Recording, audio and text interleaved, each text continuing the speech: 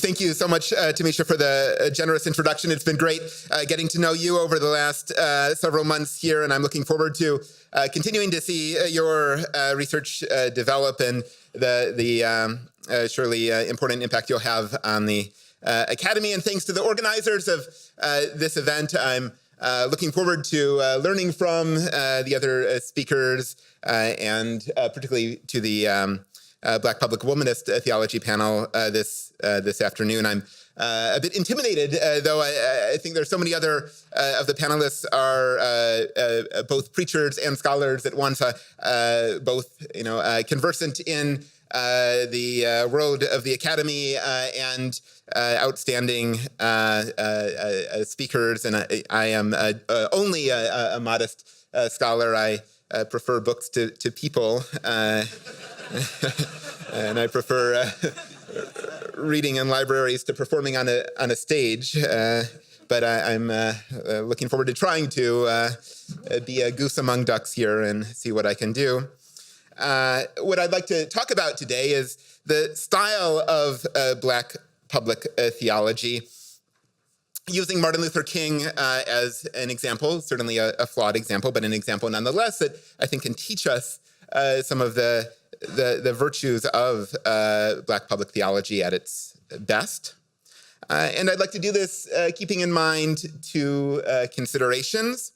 First, I'd like to keep in mind the important insights of negative theology, which I think are too often relegated to the domain of history or maybe systematic theology, but negative theology, I think, has to have an important role in our ethics and our preaching and our spirituality, right? So negative theology's essential insight being that the project of theology is paradoxical, right? Supposed to say true things about God, but we can't say true things about God, right? If God is wholly other, if God is different from all concepts, all language we have, it's impossible to speak rightly of God. And yet that's what theology is calling us to do. The project of theology is to speak rightly about God. So the one thing we can do is to name how you speak wrongly about God, to say this is not how you're supposed to talk about God, right? And I think that's something we have to keep in mind, and it's something that I want to suggest Martin Luther King kept in mind in his public theological work. And secondly, I want to keep in mind the danger of moralizing, the danger of speaking from a podium and saying this is how you ought and how you ought not to live in a way that really just functions to secure the authority of the speaker, right? And that is so often connected with a kind of toxic masculinity, right? These two have to be kept in mind, right? So, I teach at a Catholic institution, and so I don't get to talk about the Bible very much. I like my... So being at Fuller, I thought I should start by saying something about the Bible and actually, reading something from the Bible, which, this is somewhat novel for me, so I have to bear with me. But it's a passage that's not often thought of in the context of negative theology, but I want to suggest we might read it as in the context of negative theology. Matthew 19, we have a young man who's coming to Jesus and asking, how he can be saved. "Why do you ask me about what is good?" Jesus replied. "There is only one who is good. If you want to enter life, keep the commandments." "All these I have kept," the young man said. "What do I still lack?" Jesus answered, "If you want to be perfect, go sell your possessions and give to the poor, and you will have treasure in heaven. Then come follow me." When the young man heard this, he went away sad because he had great wealth. Then Jesus said to his disciples, "Truly, I tell you, it is hard for someone who is rich to enter the kingdom of heaven. Again, I tell you, it is easier for a camel to go through the eye of a needle than for someone who is rich to enter the kingdom of God." Now, I'm no scholar of the Bible, and there are many things that could be said interpretively about this, but what I want to call our attention to is first, this crucial passage. There is only one who is good. There is only one who is good. It might be advisable to follow the norms of one's community. Those norms may be holy, they may be divinely sanctioned, But there is only one who is good. By following those norms, it's not enough, right? That's not enough to be good yourself, to be godly yourself, right? There still will be disordered desire that you have following those norms of one's community, those divinely sanctioned norms. There will still be a desire oriented toward wealth, toward property, toward possessions, which I think we ought to think of broadly as comfort, stability, predictability, privilege, right? So to sell your possessions, right, is to turn away from that wealth, to turn away from that comfort, stability, predictability, to turn away from that privilege. To see those things, those possessions, right, that privilege, as not godly, but as idolatrous, as something worldly that's placing itself in the spot of God, right, that's being treated as if it were godly, but is not, right? In this, you can have confidence, right? You cannot have confidence about being good, right? There's no set of things that you can do to be sure that you are good, right? There is only one who is good. But you can have confidence, right, that, if you are wealthy, if you have possessions, if you have privilege, if you have value, comfort, stability, and predictability, you will not be entering the kingdom of God, right? So if we're, what we ought to do as theologians, I take this passage as saying, is that we ought to invest our energy in naming those riches, naming those idols, and calling those to turn away from them, right? Not only individually, not only in our hearts, but collectively, right? As a community, as a society, as a nation, as a world, right? And I think there's a more subtle point here as well, right? About what is good, right? A positive theological point. That the struggle to strip away wealth, right? To strip away privilege is a process through which we are oriented toward God, toward the good, right? We don't get there, right? We don't become godly in this way, but we're more oriented in that direction through the process of struggle against riches, against possessions, against privilege, right? This I take to be the fundamental problem of the first commandment, right? Making worldly things absolutely good, right? Making them into little gods and turning away from the one God, the one who is good, right?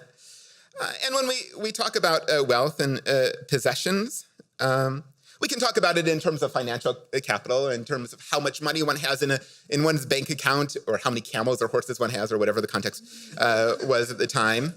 But we need to think about wealth expansively, right? We need to think about social capital, right? The ways that one is, social capital that can be transferred into financial capital, social capital that comes about from having an education, having degrees, traveling in certain circles, being members of the right clubs, and so on. But I also think we should remember the UCLA law professor Cheryl Harris's insight that whiteness is a kind of property, right? That whiteness gives one a kind of wealth that can be translated into financial wealth, right? That can be translated into money in the bank, right? That is translated into opportunities at every stage in one's life, right? Which one can sort of prove empirically, right? As many scholars have done. So I'm inviting us to think about a negative mode here, a negative mode of naming what good is not, what God is not. And so this is the stance we ought to take to questions of race. If there's something called whiteness, which is not white people, but which is a set of privileges that goes along with whiteness, right? We want to say that is what God is not, if we are to turn away from possessions, to turn away from wealth. So this has all been not about Black public theology so far. This has just been about theology, right? This has just been about, how to speak rightly of God and how to say no to people speaking wrongly of God. And I want to say that there's no that is what Black public theology is doing. It just is theology, right? There's more to it, but that is in its essence, right? Black public theology is theology. It is, the attempt to turn toward God and the attempt to say no to those who are turning away from God.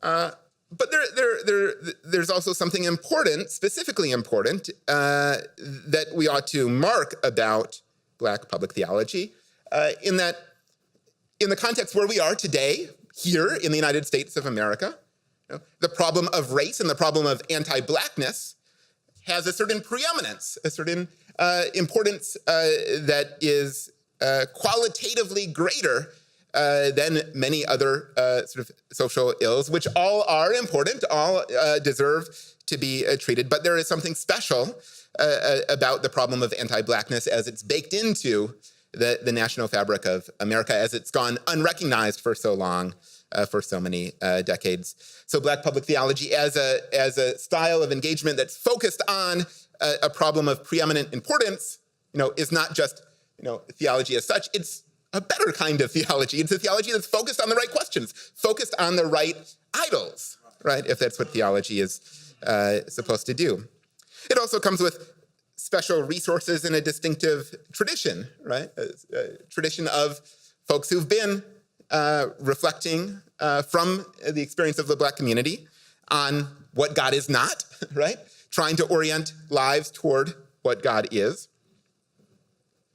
And I want to say here too, Black theology, Black public theology is not just one among many, one approach, one community that is, reading the Bible or engaging with Christianity just like every community does.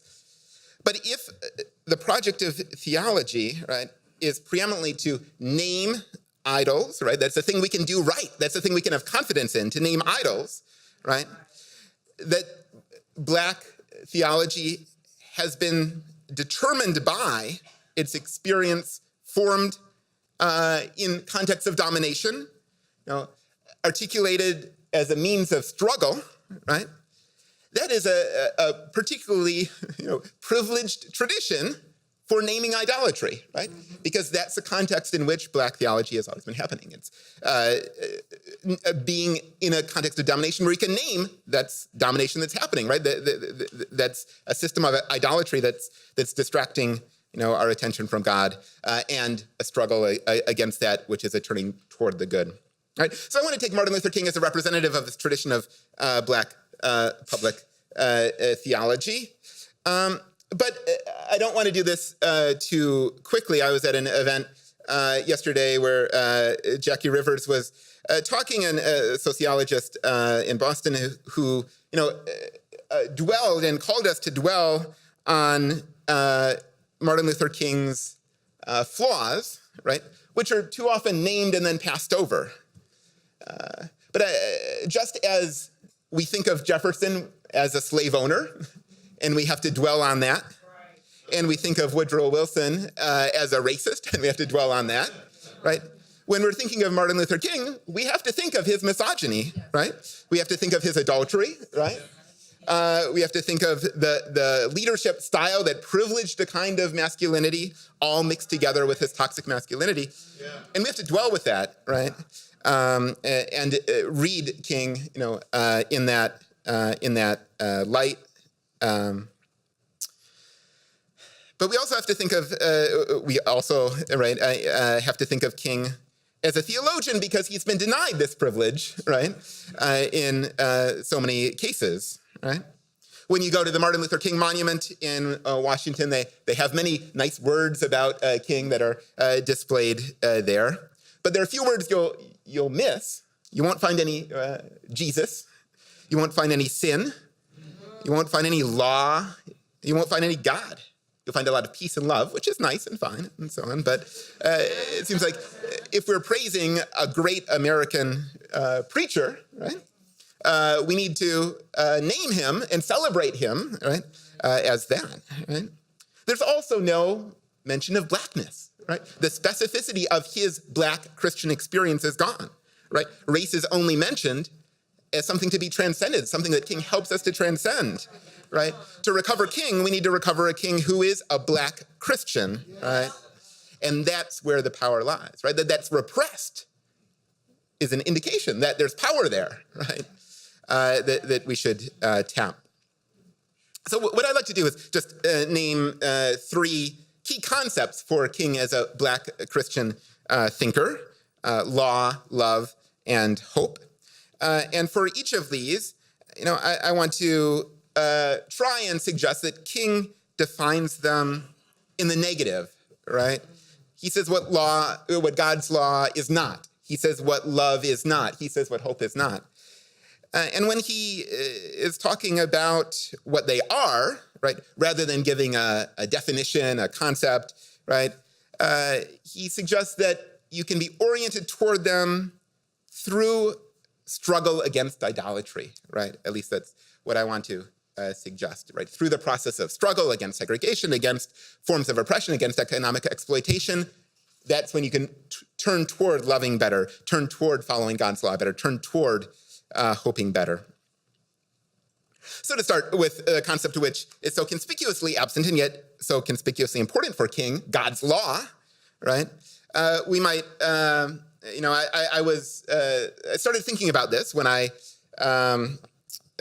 was turning back to what might seem like an unusual source, Clarence Thomas's confirmation hearings to the Supreme Court, right? And Joe Biden, then the chairman of the Senate Judiciary Committee, started by saying, no, these confirmation hearings are going to be a discussion of what you believe about the natural law, what you believe about God's law, and whether that's compatible with our democracy in America.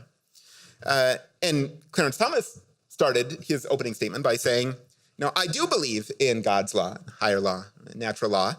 I believe in it just as Martin Luther King believed in it, just as Frederick Douglass believed in it, right? So now, what both Biden and Thomas were talking about, I think, was quite confused. They had weird ideas about natural law that were inconsistent and relatively incoherent. But King was pointing, Clarence Thomas was pointing to something potentially interesting, right? This word, this phrase, this idea does appear in Frederick Douglass, does appear in a series of preeminent African-American public figures. So I started looking at King's letter from Birmingham jail, and of course, natural law, God's law, is central there, but it also seems like it might just be an add-on to get some rhetorical force with his audience, right? He refers to Augustine, he refers to Tillich, he refers to the personalists, he refers to Martin Buber, right? Natural law stuff seems like it's coming from everywhere. It seems like it has all these different meanings that are just sort of trying to fit together there, and maybe it's just rhetorical oomph.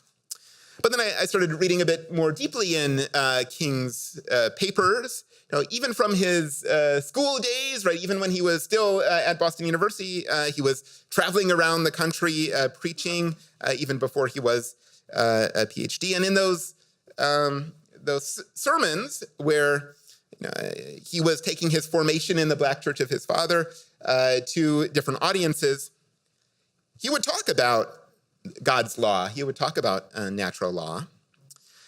He would talk about the little gods that are distracting Americans, and specifically Black Americans. Little gods of money and wealth and possessions, little gods of new cars and better jobs and this and that, which are really earthly things, but were being elevated to the status of an absolute, right? And King, intones over and over, there's only one absolute, namely God, and God's law is what needs respecting, right? There was a problem that he diagnosed in the early 50s as the problem of pragmatists. The pragmatists believed in survival of the slickest. And that had to be opposed to those who believed in God's law.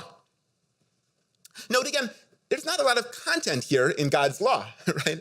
It's an absolute, right? It's something totally different from worldly concerns, but it's not telling you how to live your life, right? There's not a sort of list of these practices follow God's law and these don't, right? There's just a sense of something higher and something an invitation to discern what that could be, right? I kept reading through King's writings, and I found when he's writing about communism and how he's sympathetic to certain ideas of living together, economic inequality as a central problem. But he says, I could never be a communist because they don't believe in God's law, right? They don't believe that there's an absolute moral authority in the universe, and that's what defines my Christianity.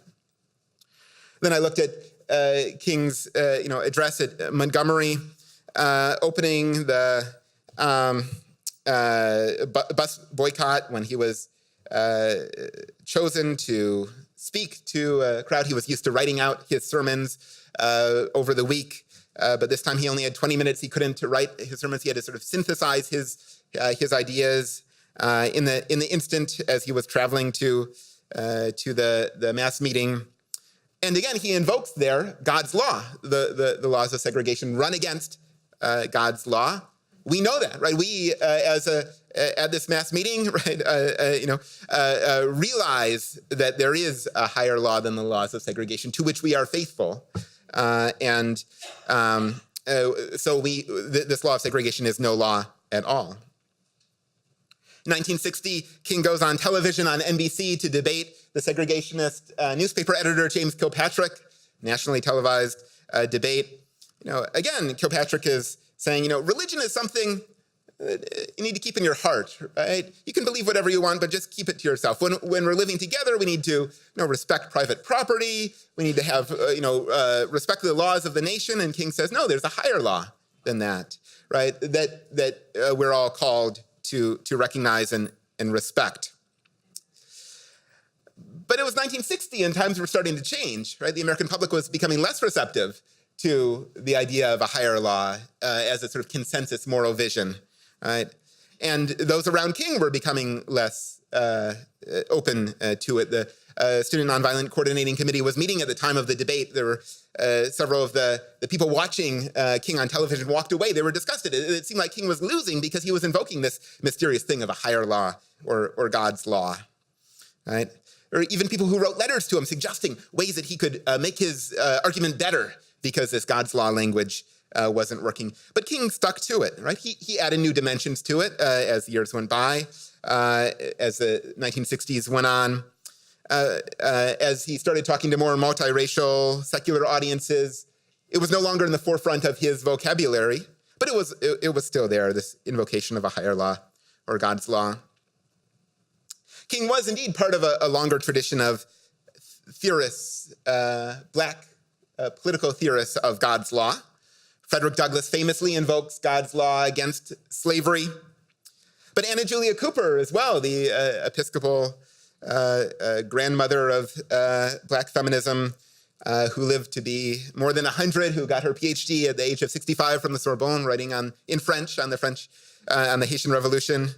A community activist and organizer in Washington, D.C., who's often described as a sort of secular feminist theorist. I went down to Howard University, looked in her archives. She has all these devotional poems that came out of her spiritual life. She was a upstanding leading member of her Anglican community, and that was crucial to her formation from her days in high school at St. Augustine's Normal School in North Carolina. And so when we find in her ostensibly secular writings discussions of God's law or higher law, it's not just rhetorical oomph, right? It's coming from a black Christian tradition in which Douglass, Cooper, and King participate, right? Now, this tradition, I want to say, is an intellectual tradition, right? It's not just a sort of a rhetorical tradition. It's one that has, can be put next to Christian, European Christian natural law tradition. There's an account of human nature, right? Human nature is imaging God, leading to normative conclusions about what one ought or ought not to do, and a sense that God's law can delegitimize the law of a nation or a social norm, right? A law that runs against God's law is no law at all, right? These are all features of the European Christian natural law tradition and also of this black natural law tradition in which King participates. But there are also distinctive features that we find in King, right?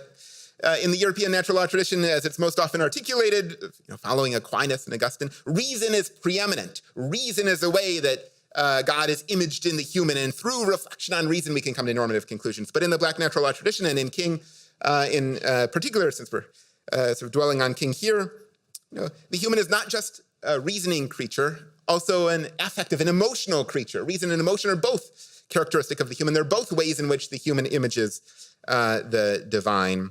And one must not make an idol out of either. One must not make an idol out of reason and say, God is essentially reason, and the way that human images God is through reason. But also one must not make an idol out of emotion. Say, God is, about emotion, affect. That's the way that the human images God. Both are in tension, right, in this paradox of the human, right? And so essentially for King, there's a negative image of God in the human, right? If what we can say about God is what God is not, what we can say about the human, right, is what the human is not, right? Whereas with animals or aspects of the world, you might be able to give complete descriptions of them, right? What marks out the human is this paradox that can never be fully explained in language and concepts, right? And that's the way that the human images the divine. So laws and norms that are trying to say humans are like this, some groups of humans are like this, some groups are like that, those are running against God's law, right? Those are running against this sense of the human as essentially, with paradox at her heart. Another distinctive feature of natural law for King is that natural law is discerned in community, right? It's not just the Aquinas up in his university room, thinking about what are the precepts of natural law, or the latter-day Aquinas trying to do that, but rather it's a King talking with a congregation and inviting a congregation into a process of discernment, right? That's where natural law can one moves toward natural law. And it's a community invited into a process of discernment in a context of struggle against domination. It's not just sort of sitting around and let's have an intellectual discussion. It's a community brought together by the pressing concerns of the day, namely domination and the injustice of domination. And so in that context, it's possible to better discern God's law. Again, there's not content going into God's law. It's in the negative, right? You're discerning what God's law is not. It seems as if this law is being put forward as godly, but it's not. And that's something we can discern in community. And in community, we can move toward an orientation of our lives following God's law. Love seems like it's a central characteristic that we associate with King. Right? King is the great theologian of love. But what does King really mean by love? Right? He says it a lot, but what is the content behind it? He says in a lot of places what love is not. Right? People are saying love is this, but it's not that. People are saying love is this, but it's not that. But one struggles, reading through King's speeches and writings to find what he says it is. Right? So the instinct, I want to say, is in the negative, to say what it is not, and to call a community toward this critique of idolatry, and in so doing, only in so doing, move in the direction of loving rightly. So again, at this very first meeting of the Montgomery bus boycott, King famously says, "Justice is love, correcting that which revolts against love." Right? Yes, but what is love, right? Love here is, again, defined in the negative, right? Segregation is a revolt against love, right? We need to struggle against segregation. But the implicit idea of love here just seems to be living together rightly, right? Living together harmoniously, right? The kingdom of God realized, but in a way that we stutter, right? We can't quite say, we don't have the words or concepts to fill that out. We can just see when it's going wrong. King is very conscious throughout his writings of the way that modern society creates problems for love, creates ways in which we love wrongly. Big cities, he writes, lead to depersonalization, right? So it's a way that love goes wrong. We're unable to love when we can't see the other because of this depersonalization, because we treat others as numbers, right? We treat society, organizes people and ranks them and so on. Society creates systems, quote, that are oppressive and discriminatory, classifying people rather than allowing us to see them directly. Again, see them directly hints at love, but there's not really a lot of content there, right? It's still something sort of mysterious. And maintaining that mystery seems crucially important, right?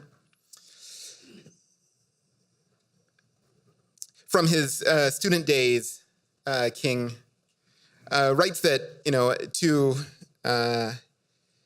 get people to love properly, one needs to deal with unemployment, slums, and economic insecurity, right? From a student paper, he is saying these are the prerequisites to making love possible and to saving souls. But again, that's not saying what love is, right? It's in the negative. It's a critique of something like idolatry, right? Making the market an idol, right, is something that must be challenged. King also goes on to say in his series of distinctions about what love is not. Love is not emotional bosh. It's not sentimental, right? We're tempted to think of love as sentimental, but it is not, right? We must avoid love's opposite, right? Something that clearly is not love, namely hate, right? That's very easy to see that is what love is not, and it's one of King's primary targets. In short, King goes on and on about what love is not in terms of systems of oppression. But what for King is love? It's a proper response to God and to others in the world. But what is that? What is that proper response? Well, so if we turn to his advice columns, if you didn't know, King wrote advice columns in Ebony magazine for a while. He was sort of bored after the Montgomery bus boycott and had the side gig writing advice columns. People would write in with their problems and so on. Many people having love-related problems, of all sorts. So some people had, age gap love issues, loving people too old, too young. Some had sort of interracial love issues. Some had family problems, issues with children who were not loving their parents, grandparents, all sorts of very interesting reading, how King responds to these and what sorts of problems people had in the mid and late 1950s. So King doesn't respond by moralizing. He doesn't respond by saying, oh, these are the things you should do. This is the answer to your problem. He always starts by urging introspection and discernment in community, right? He says, who are the elders in your community? Why don't you talk to them about the problem? Why don't you reflect on what you see might be causes of the problem in your life, right? And he tries to point his interlocutors to an analysis of systematic forces, right? What are the forces of racism or of, in some cases, he names sort of misogyny, right? Gender issues that might be causing you to see this, have this love problem, right? So here, right, and he urges his audience to struggle collectively against demons that he sees in self and in the world, right? The demons that are making his readers not understand themselves and not be able to orient their loves properly, and the demons in the world that are creating systems of oppression that prevent his readers from orienting their loves properly. And that's it, right? King isn't saying this is how you should love. This is what love looks like when you do it right. He's saying what you should do is look out for these things that love is not. Look out for these systems of oppression that are distorting your loves. The third concept that I just want to touch on briefly here is hope. Again, hope is something that we associate so closely with King, although actually King didn't say that much about hope. Weirdly, he has collected writings, this giant 736-page volume, Testament of Hope.